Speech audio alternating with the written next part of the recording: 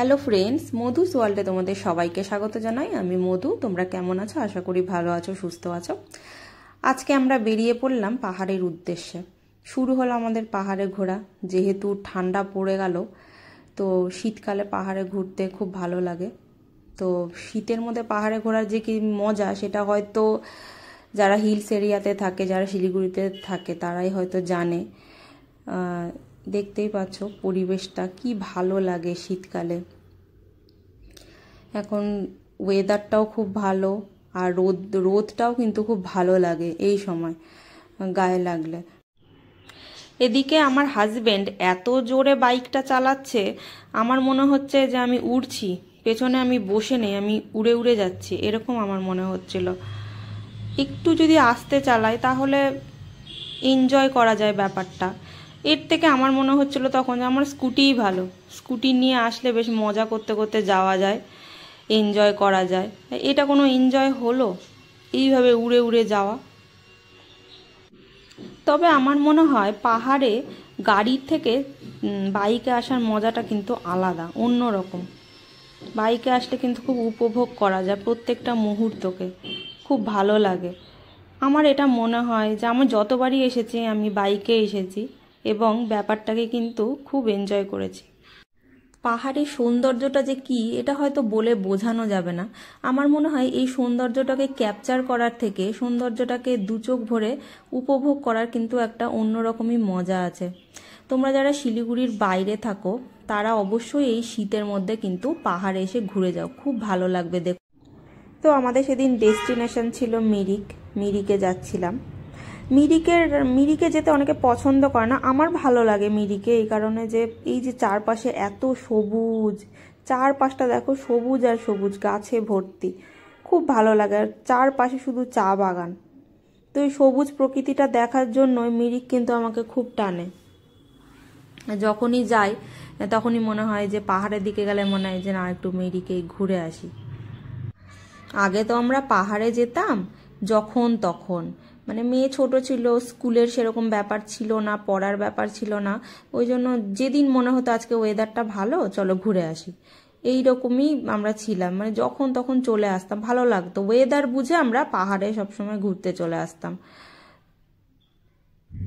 এখন যেমন সানডে ছাড়া কিন্তু অন্য দিনে ঘুরতে আসা যায় না, যেহেতু মেয়ের পড়া থাকে, স্কুল থাকে, সেই জন্য আমরা যে কোনো দিনে হঠাৎ করে চলে আসতে পারি না ওয়েদার বুঝে, আমাদেরকে ওই সানডে করেই ঘুরতে আসতে হয়। তো দেখো পাহাড়ের রাস্তাগুলো কত সুন্দর, দেখতেও ভালো লাগে। তো এই করতে করতেই কিন্তু কিছুক্ষণের মধ্যেই কিন্তু আমরা মিরিকে একদম যাইনি, পুরো মিরিকের আগেই আমরা একটু ঘুরে নিলাম, এই কারণে যে অনেকটা কিন্তু বেলা হয়ে গেছিল, অনেকটা টাইম হয়ে গেছিল।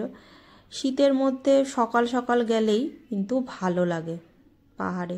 দেখো আমরা চলে এসেছি, মিরিকে একদম ওপরে যাইনি, তবে এই জায়গাটায় আমাদের বেশ পছন্দ হলো যে এখানেই একটুখানি টাইম স্পেন্ড করে দেন চলে যাব।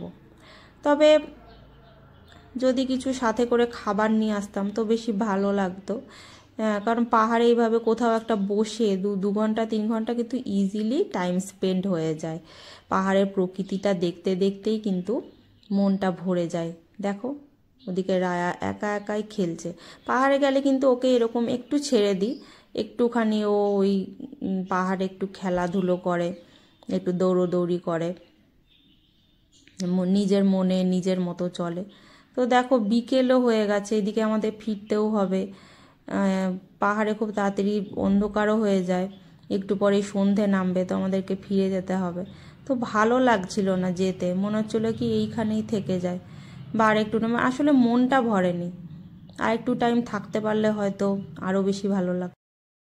হ্যালো ফ্রেন্ডস, তো আমরা আজকে চলে এসেছি মিরিক পাহাড়ে ঘুরতে।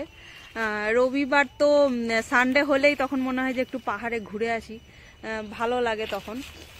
মনে হয় যে একটু কাছাকাছি, এখানে যেহেতু আমরা শিলিগুড়িতে থাকি, তো পাহাড় যেহেতু এখান থেকে কাছে, তো ঘুরতে আসা মানেই পাহাড়ে। আর পাহাড়ের সৌন্দর্য কার না ভালো লাগে, পাহাড়ে আসলে সত্যি মনটা ভালো হয়ে যায়।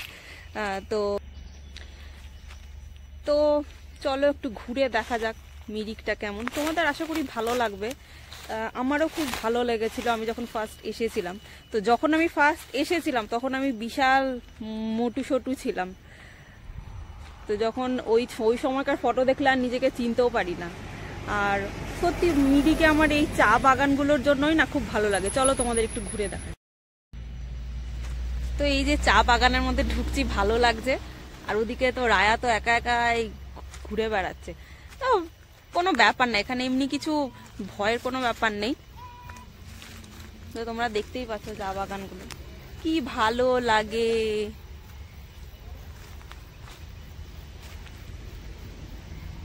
এখন যদিও একটু বেলা হয়ে গেছে, মানে 3টে বেজে গেছে, যদি সকাল সকাল আসা যায় না পাহাড়ে তো ঘুরে মজা। সকাল সকাল যত সকালে আসবে, ওই 9টার দিকে যদি বেরিয়ে যাওয়া যায় তাহলে এই 11টার মধ্যে পৌঁছে গেলে অনেকটা টাইম ঘোরা যায়। 2-3 ঘন্টা ঘুরে তারপরে মানে ফিরতে ফিরতে মোটামুটি সন্ধ্যের মধ্যে বাড়ি চলে যাওয়া যায়। কিন্তু আমাদের কি হয়, আমার বিশেষ করে আমি একটু লেজি আছি, আর বাচ্চা নিয়ে আমার দেরি হয়ে যায় ওকে রেডি করতে, নিজে রেডি হতে। তো বাড়িতে পুরো কাজ সেরে আসতে আমার একটু দেরি হয়ে যায়। আগে আমরা পাহাড়ে গেলে সাথে করে খাবার নিয়ে যেতাম, সেটা অবশ্যই বাড়িতে বানানো। সকালবেলা ঘুম থেকে উঠে রুটি চিকেন হোক বা ফ্রাইড রাইস চিকেন হোক, সেটা বানিয়ে নিতাম, দিয়ে দিয়ে চলে যেতাম। তখন তো আমাদের বাইক ছিল না, স্কুটিতে যেতাম। আর ফ্রুটস নিতাম, মিষ্টি নিতাম, তারপরে স্ন্যাক্স জাতীয় হয়তো কিছু নিলাম। তো এরকম পাহাড়ে চলে যেতাম, চলে গিয়ে পাহাড়ে গিয়ে বসে খেতাম। লাঞ্চটা ওখানে ওইভাবে করতাম, দিয়ে আবার চলে আসতাম। এরকম অনেকেই করে দেখি এখানে, যাদের গাড়ি আছে তারা গাড়িতে সব খাবার দাবার নিয়ে চলে যায়, দিয়ে ওখানে বসেই লাঞ্চটা করে তারপরে চলে আসে। তাতে এনজয়টাও হয়, ঘোরাও হয়। তো আমরা নিজেরাই ঘুরেছি, কখনো না কারোর সাথে কখনো যাইনি, এইভাবেই কিন্তু ঘুরেছি, বেশ মজা লাগতো। আর এই যে আমি একটু চা বাগানের মধ্যে ঘুরে ঘুরে দেখছি, ভালো লাগে এরকম ঘুরতে। এইবারে তো বাড়ি ফেরার পালা। তো ফেরার সময় পেয়েছে আমাদের খিদে, যেহেতু তখন অলমোস্ট সন্ধে হয়ে গেছে, তো আমাদের খুব খিদে পেয়ে গেছিলো। তো আমরা একটা রেস্টুরেন্টে ঢুকলাম কিছু স্ন্যাক্স খাবো বলে। তো দেখো রেস্টুরেন্টটা কি সুন্দর করে ডেকোরেট করা, তাই জন্য আমি কিন্তু আবার এটাকে ক্যাপচার করে রাখলাম। তো আগে যখন পাহাড়ে যেতাম তখন মেয়ে ছিল খুব ছোট, ওই ছোট বাচ্চা নিয়ে স্কুটিতে যেতে খুব কষ্ট হতো। তার মধ্যে সকাল থেকে রান্না করে খাবার নিয়ে যেতাম। তো এই কষ্টটা যারা স্কুটিতে করে বাচ্চা নিয়ে পাহাড়ে যায় তারাই হয়তো জানে। তো এরপরে আমি বসে গেছি, দেখো একটু ক্যামেরা নিয়ে দেখছি। আসলে নতুন মোবাইল হলে যেটা হয়, আমারও সেটাই হয়েছে, একটু ভিডিও করে করে এদিক ওদিক সেদিক থেকে দেখছি যে আমাকে ভালো লাগছে, তো তাই জন্য বারবার কিন্তু ক্যামেরাটা করছি। আগে যখন কলকাতায় থাকতাম তখন এটা বুঝতামও না যে শহর থেকে পাহাড় এত কাছে হতে পারে, যে আধ ঘন্টার ডিস্টেন্সেই পাহাড়, এটা তখন না ভাবতেই পারতাম না। তো এখন কিন্তু এখানে এসে এই ব্যাপারটাকে খুব ভালো লাগে যে সপ্তাহে একদিন করে আধ ঘন্টা 1 ঘন্টা বা 2 ঘন্টার জন্য হলেও পাহাড় থেকে কিন্তু ঘুরে আসা যায়। এরপরেই চলে এসেছে আমাদের ফ্রেঞ্চ ফ্রাই। তো ফ্রেঞ্চ ফ্রাইটা কিন্তু ওরা একটা ওপরে মশলা দিয়েছিল, খেতে কিন্তু খুব টেস্ট লাগছিল। তো আমি কিন্তু কফির সাথে ফ্রেঞ্চ ফ্রাইটা খেয়েছি। যে রেস্টুরেন্টে আমরা এসেছিলাম, রেস্টুরেন্টের খাবারগুলো কিন্তু দুর্দান্ত ছিল। মানে রেস্টুরেন্টটা বাঙালি, কিন্তু আমরা খেয়েছিলাম চাইনিজ খাবার। তো বাঙালি রেস্টুরেন্টে চাইনিজ খাবার যে এতটা সুন্দর হতে পারে এটা আমার কোনো ধারণা ছিল না। আমি প্রথমে চাইনিজ খেতে চাইছিলাম না যে বাঙালি রেস্টুরেন্টে কেমন হবে, কিন্তু খেয়ে কিন্তু খুব ভালো লাগলো। তোমরা যারা শিলিগুড়ির বাইরে থাকো, যারা এখানে ঘুরতে আসবে মিরিকে, তারা মিরিকে যাওয়ার পথেই কিন্তু এই রেস্টুরেন্টটা পাবে, বিকাশ রেস্টুরেন্ট। কিন্তু দুর্দান্ত করে চাইনিজ খাবারগুলো, একবার কিন্তু তোমরা খেয়ে দেখতে পারো। আমরা এই যে চাউমিন অর্ডার করেছিলাম, 3 জনে শেয়ার করে খেয়েছিলাম চাউমিনটা, তারপরে ললিপপ, আমি একটু কফি খেয়েছিলাম, কফি উইথ কি বলবো, ফ্রেঞ্চ ফ্রাই, হ্যাঁ ফ্রেঞ্চ ফ্রাই দিয়ে খেয়েছিলাম কফিটা। আর একটা ললিপপ খেয়েছে, আর রায়া বেশিটা খেয়েছিল, আমার হাজব্যান্ড কিছুটা খেয়েছে। এইভাবে আমরা শেয়ার করে খাবারগুলো খেয়েছি। তো এরপর তো আমরা এভাবেই দিনটাকে, সানডেটাকে পালন করলাম। তোমরা কে কিভাবে কাটাও সেগুলো কিন্তু অবশ্যই জানিও। আর এরপরে আর কি, এরপরে এখান থেকে আমরা বাড়ি চলে গেলাম।